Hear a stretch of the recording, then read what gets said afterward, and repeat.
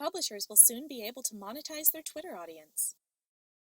Twitter will be launching a feature enabling publishers to charge for exclusive content. The service is called Super Follows and might be available later this year. The idea is to help publishers monetize their audience on Twitter. Fans could be given the option to super follow a Twitter user and pay for exclusive content, newsletters, or get special deals.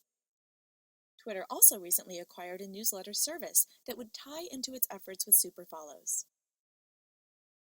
The fee Twitter would charge publishers is still uncertain.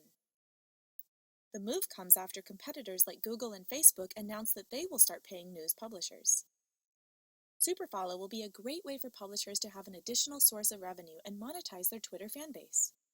That concludes our video for today. Don't forget to subscribe to our YouTube channel to get updates on our latest videos. See you next time!